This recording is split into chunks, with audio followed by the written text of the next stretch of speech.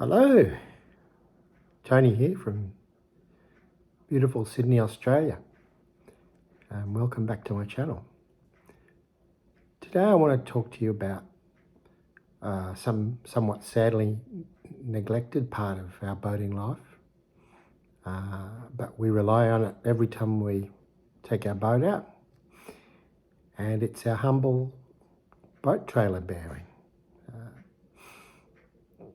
The humble boat trailer bearing is a fantastic device, very ingenious, and it helps us on our travels to and from the boat ramp and gets us home again.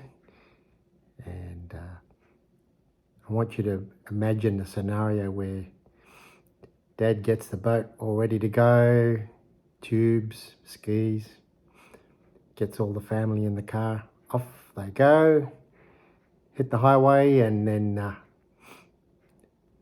few kilometres down the road, bang, but boat trailer bearing fails and the wheel goes flying off the trailer. Dad pulls over and waits for the assistance to come, and the family's so disappointed. And let me tell you, it won't just end on the day. Dad'll be in the bad books for weeks and months to come from the family. Why didn't you look after the trailer, Dad? That was going to be such a good day. So look after your trailer bearings. And the boat trailer bearings, there's two on each wheel, on each hub, and they're a fantastic, ingenious device. And I've got one here to show you. You can see it consists of an inner cage with rollers, tapered rollers, and an outer cup. And when the two are together, the inner cage is linked to the axle on the trailer, and the outer cup is linked to the hub, which in turn is linked to the wheel. And they're a fantastically simple, ingenious device, and they're used on everything from small trailers to jet planes, and they're ubiquitous throughout modern life. And there's probably a couple of hundred bearings on your car, and quite a few of them will be tapered roller bearings. And the beauty of the tapered roller bearing is that not only can it take radial load, which is up and down as the wheel goes over a bump, but it can also take axial load, which is force going sideways on the bearing for when you go around corners. But as you can see from the geometry of it, it'll only take axial load one way, forcing the cones into the cup. And so what you have to do then is mount them in pairs, which is what you do. And so one bearing takes the axial load in one direction and the other takes it in the other. And I've also got a trailer hub here, and this is a disc hub. See the disc, and the cup is already mounted in the hub, and you can see the cones just and the cage just pop straight in there, and then after that you put a big castellated wheel nut over the axle and tighten it down, and so you've got the smaller bearing on the outside of the hub, and then you've got your inner bearing, which is the larger one, and again this one has the cup already inserted, and the inner bearing goes in like that, and so you've got two bearings supporting your hub and wheel. And in addition to that, we have a waterproof seal which goes on between the end of the axle and the hub with a rubber rubber seal, and you can see it's got you can see it's got a couple of rings there to try and retain the grease. The whole hub gets filled up with grease, special water-resistant grease. And here's some typical grease. And then the other side of the hub, the outside of the hub, has a grease cap which goes on the top, and it can either be a simple cap or it can be a bearing buddy type cap that's actually got a grease nipple inserted on it so you can pressurize the grease. So the Humble roller bearing, tapered roller bearing, actually goes back to before 1900. The first roller bearing was invented by a farmer in Indiana, John Lincoln Scott, and it was just simple rollers, no taper. And then Henry Tinkin came along. Henry was actually a German immigrant. He came to the States when he was about 7 and lived with his parents. They had a farm, and he went to have an apprenticeship with a carriage maker, because mostly just horse and cart in those days, and did his apprenticeship and actually invented some very good carriage springs and made a fortune out of it and started a factory. And he had a good life and a successful life, and then he retired when he was about 60 and left the company in the care of his son-in-law, and then realised he got a bit bored in retirement, so he came back to help the son-in-law with the company, and they started looking at bearings and seeing what they could do to improve it, and came up with the tapered roller bearing. And the design of this is really elegant, because what it has is these little rollers are actually tapered cones sitting on a tapered cage, and of course the cup also has a taper on it. And if you were to do the geometry on this bearing, you would find that the axis of the rollers, the axis of the taper on the cone, and the axis on the cage all meet in a common point.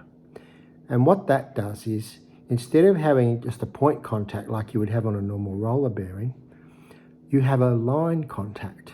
So the contact of all these little rollers against the cup is not a point, it's actually a line. And what that does is enables this bearing to take much higher loads than a traditional ball bearing, and very compact. So yeah, Henry came up with this and introduced it, patented it, and it was a huge success. And as the turn of the century to the 20th century went on, of course there were more cars being built, and then First World War and the Second World War meant a lot of defence vehicles, tanks and everything else needed tapered roller bearings. And Timken Company held the lion's share of that market for most of the 20th century, and even today they have a really good share of the market. I'm not sure if the patents are still active. These bearings are now manufactured everywhere around the world. China is, of course, a huge manufacturer of them, and they're used everywhere. So with your boat, you've got to look after these, because the seal that I showed you before, the seal, works very well, but it won't keep every bit of salt water out. And as you can imagine, you're driving down the highway, and quite a lot of load on your trailer and bearings, and they heat up, and the grease heats up as you go along the highway. Get to the ramp, and then what do? You park the trailer, get the boat ready to go and launch it in and put the whole hub underwater. And of course, the first thing that happens is when the hub goes underwater, the water cools it. And as it cools it, of course, the hub contracts, the grease contracts, and it's going to suck a little bit of salt water in. And you do this every time. So what I would recommend is that you have to replace these bearings regularly. A lot of the OEM and the trailer manufacturers will say every 12 months, which is good. But if you don't use the boat a lot and you're fairly religious about it, I think you can probably get by with every 2 years. But I wouldn't leave it a lot longer than 2 years because it's a very hard duty that they deal with, these bearings. Whereas in a car that doesn't go underwater, or most cars, the bearing can last the life of the car. But because of the really tough duty that these bearings have to survive for boat trailers, probably 1 or maybe 2 years is the best. And they're not expensive. You can buy a whole kit, including the 2 bearings and the seal, and you also get a split pin for the castellated nut. You can get that for about $20 here in Australia, or even a bit less if you shop around. So why wouldn't you just replace these bearings every couple of years? It's a no-brainer, and it's something that you can do. As I said before, the cups are tapped into the hubs, and so once you've dismantled the hub, you're going to have to tap those cups out. And you can buy a special tool for that if you wish.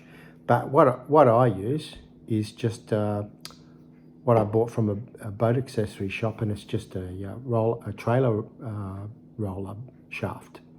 And the beauty of this is it's only mild steel, whereas your bearing is hardened steel. So as you're tapping on the cup to get it out, if there's any deformation or scratching or whatever, it's going to happen to your mild steel. It won't happen to your hardened steel, so you'll be able to look after your bearing. And so what you do is you just... Oh, it's a heavy... You can just put the piece of mild steel through until you hit the edge of the cup, and then just tap it with a hammer and just go around and around until you get it out, and then you just tap the new one in, same way, and you just you can see there's a little rim on the cup there, and you can just get the mild steel dolly, they call it a dolly, against the edge of the cup, and tap that in until it seats home. Just go around and around.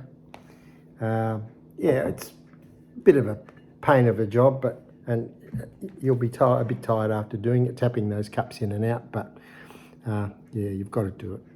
So once you get your cups in, then you fill the inside of the hub up with grease, or not overfill it, but be liberal, put plenty of grease in, and then put it all back together. And if you don't want to buy new bearings, and I think it's a bit of a no-brainer that you would, but if you want to just take the hub apart and check the bearings and put them back, what I would highly recommend is, as you're looking at all the rollers, you've got to go and look at every roller and look for any pitting. So a little bit of discoloration is okay, but the slightest amount of pitting, if you see it, then just replace the bearing. Because if, as you can imagine, if there's a pit in the roller or on the cup, then every time the wheel goes around or the roller goes around, that pit's going to sort of grab a little bit, and it gets worse and worse until ultimately the whole bearing could fail, or you could even lose the wheel off the trailer, and you don't want that. So yeah, a little bit of discoloration is okay, but the slightest bit of pitting, and just replace them. And for the cost of a new bearing kit, is pretty cheap, and you don't do the job every day. I think it's probably a no-brainer to just replace them anyway, and you can sleep a bit easier that you've got brand new bearings in your trailer for the next couple of years. So do that, and don't neglect your trailer bearings. It's a bit of a messy job. Handling all that grease is messy. I recommend rubber gloves probably when you're packing up the bearings. Oh yes, there's one other thing I forgot to tell you. When you before you put the bearings back in the hub, you've got to make sure that the whole cage and all the rollers are absolutely full of grease. You don't want any bare metal against bare metal when you're putting it back together. So yeah, just use your rubber gloves and just get a gob of grease and just ooze it right through those rollers in the cage to make sure it's absolutely full of grease.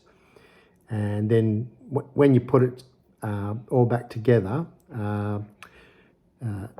don't just lower your jack and just assume it's all fine. Just rotate your wheel for probably about 3 to 5 minutes and just give that grease a chance to circulate amongst all the bearings and rollers and cones and stuff, to make sure there are no bare metal surfaces that have been left out. So, and do that, and the beauty of doing it while the wheel is still above the ground is that there's not so much load on the bearing, so it gives the grease a chance to get into all those little spots. So do that, and good luck with it, and don't forget your trailer bearings. See you next time.